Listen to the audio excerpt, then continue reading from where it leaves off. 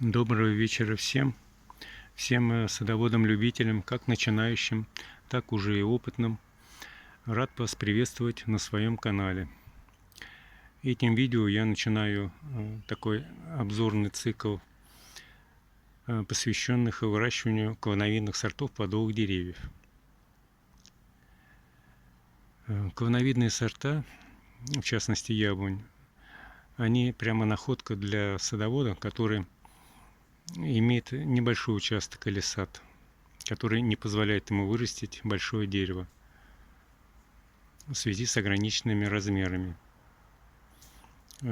Польза клоновидных деревьев основная в чем? Это в том, что мы можем посадить деревья через каждые полметра, и они практически друг другу мешаться не будут. Вот у вас перед вами это клоновидная яблоня, которая была посажена в апреле 2018 года. Вот в этом году она принесла первый урожай. Урожай, как вы видите, очень даже неплохой. Сейчас я вам покажу поближе.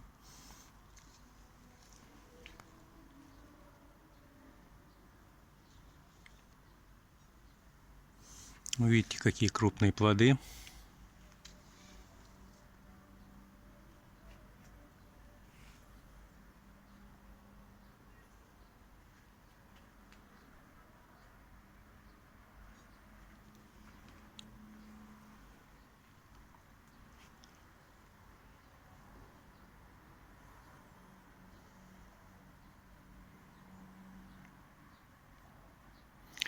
Вот это идеальный вариант клоновидного дерева, именно клоновидной яблони.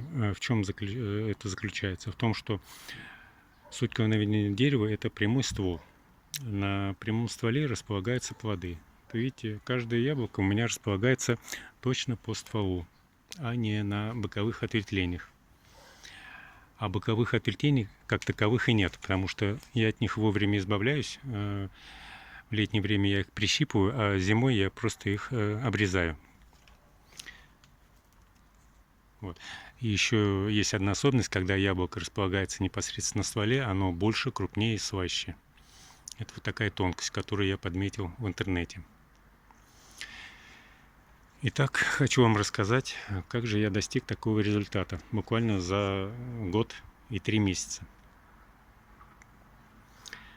Я для себя выделил 7 составляющих успеха, и сейчас с вами готов поделиться этим. Первое, это самое основное, это солнечный свет, тепло. Это очень немаловажно для клоновидной яблони, так как клоновидная яблоня любит тепло, свет и солнце, чего у нас в Астраханской области в избытке. То есть место произрастания данного дерева и местонахождение этого сада – это город Астрахань. Солнце у нас, не сказать, что теплое, оно горячее. То есть оно жарит, особенно в июне-июле месяце. Вот. Ну, для яблони это очень даже хорошо. Она очень восприимчива к солнечным лучам. То есть пасмурных дней бывает очень мало. Соответственно, дождей тоже бывает мало у нас в Астрахани. Вот. И таким образом это все очень и очень даже хорошо для нее. Это что касается тепла и солнца. Теперь разберем антипод солнца – это холод. У нас очень мягкие зимы в Астрахани. Прошлой зимой минимальный опускался столбик температуры до минус 15 градусов. Вот, соответственно, что это дало в плане плюса? То, что верхушечная почка у нас, вот верхушечная почка, она не замерзла. Не замерзла, вот она идет вверх. Вот посмотрите, какой прирост дала яблоня за год. Вот, начинаем вот с этого места. Вот, и вот пошел ствол. Вот буквально за год. Ну, около метра это точно. Вот.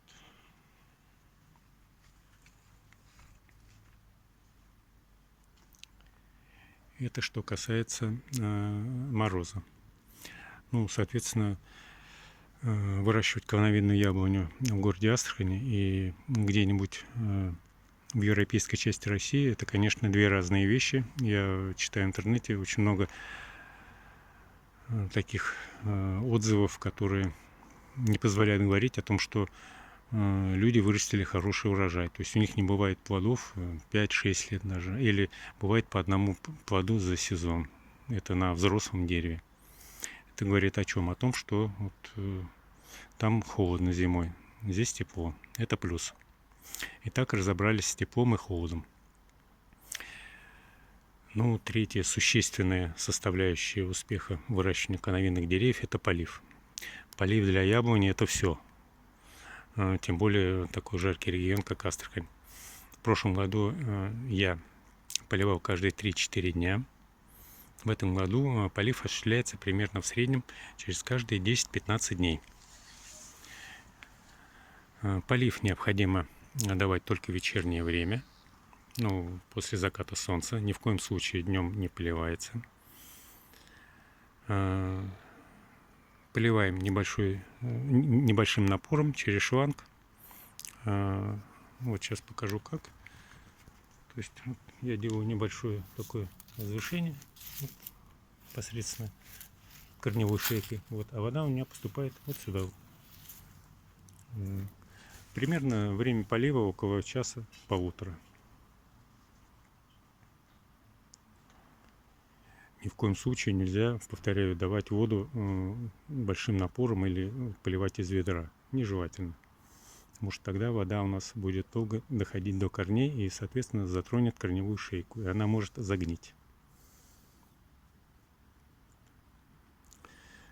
Ну, насчет полива еще хотел бы сказать, что полив у нас прекращается после того, как начинается цветение яблони, и возобновляется после того, как цвет будет сброшен, примерно дней через 5-6 после того, как сформируются первые плоды.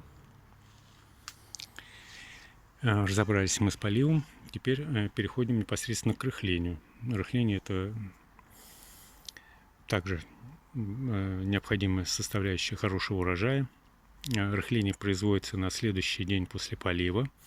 Рыхление проводится на глубину 5-7 сантиметров, не глубже, так как корни залегают близко к поверхности земли. Можно повредить маленькие корешки. Тем более яблоня еще не столь стара, как говорится. Она всего трехлетка. Вот это что касается рыхления. Теперь у нас под 5-м пунктом идет формирование обрезка. Это очень серьезная вещь в выращивании хорошего урожая клоновидной яблони, так как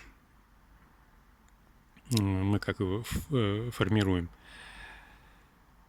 Ну, сам ствол должен быть прямой, никаких ответвлений быть не должно. Вот сейчас вы видите, я упустил момент, и вот здесь пошло ответвление. Сейчас я вам показываю. Вот. От этого ответвления придется избавляться зимой, но ни в коем случае не летом. Летом можно прищипнуть. Прищипка осуществляется следующим образом. Вот у нас вот здесь берется и прищипывается. Вот здесь, например, было ответвление, я уже прищипнул до этого. Вот смотрите, вот здесь прищиплено. Это делается для чего? Для того, чтобы дерево не отдавало лишних соков на формирование ствола, который ей абсолютно не нужен. То есть энергия должна идти строго по стволу. Вот так вот. Прищипку и обрезку мы разобрали. Теперь переходим к подкормке. Подкармливать яблоню необходимо в обязательном порядке, потому что без подкормки урожай будет, конечно, слабый. Опять же, надо знать, когда подкармливать, сколько подкармливать и когда нельзя подкармливать. В первый год желательно подкармливать не слишком часто. Можно, например, навозом куриным. Вот тот год я подкармливал только куриным навозом. Старым, выпревшим брал у соседей. Вот. Этого было достаточно. Минеральных удобрений я не вносил. В этом году я подкармливаю фертикой весна-лето. Кладу примерно по 1,5 столовые ложки, подкармливаю 2 раза. Третий раз будет осуществлена подкормка после того, как будет собран урожай яблок, потому что дерево отдает все свои силы, урожай срывается, дерево обессиливает, соответственно, его надо обязательно подкормить сразу же. Вот. И четвертая подкормка будет внесена уже где-то в начале октября, в конце сентября. Там, конечно, будет приоритет калию и фосфору, азотное удобрение необходимо уже сократить до минимума или не давать вообще. Для чего это делается? Ну, потому что зимой, если зима мягкая, то у нас будет неплохой рост дерева. То есть оно будет стоять зеленое. Вот, в декабре может стоять, в январе. Соответственно, при наступлении морозов мы дерево потеряем. Так, теперь у нас самый последний пункт, основной, это опрыскивание. Необходимо сказать, что у яблони, как я убедился сам, очень много врагов в лице мелких вредителей. Поэтому необходимо опрыскивать. К сожалению, у меня не получилось произвести опрыскивание весной. Ну, я просто не успел. Первое опрыскивание у меня было уже после того, как упал в цвет и сформировались плоды. А так необходимо опрыскивать весной до завязи, до образования завязи, до завязывания бутонов. Чем вы спросите, я опрыскивал? Ну, мне посоветовали Скор и Децис. То есть у них разнонаправленные действия. Скор это противогрибковый, а Децис против вредителей. Все это создает такую смесь, можно сказать, гремучую. 10 литров воды, заливаю я это в свой 5-литровый шмель и начинаю опрыскивать. Очень удобная вещь, штанга, распылитель. Естественно, не забывайте про меры предосторожности, это перчатки, противогаз я даже использую, потому что все это очень вредно для организма, особенно на дыхательные пути. Опрыскивание производилось 2 раза. Ну, по всей видимости, я произведу еще третье опрыскивание, этого будет достаточно. Вот. И теперь еще бы хотел что сказать насчет формирования. Вот смотрите, у меня яблоки расположены на серединной части дерева, вот, а в нижней части яблок нету. Для чего я это сделал? Здесь тоже были бутоны, здесь тоже были цветковые почки, но я нижнюю часть избавил, как говорится, от плодов дерева, а верхняя часть у меня будет, средняя часть у меня вот будет с плодами. Следующий год будет все наоборот. То есть средняя часть у меня будет отдыхать по большей части, ну, может, пару-тройку плодов останется, а вот и нижняя часть, у меня здесь очень много цветковых плодов, цветковых почек, то есть здесь все будет у меня окей. Вот видите, даже здесь все как положено. Вот. Все это плоды.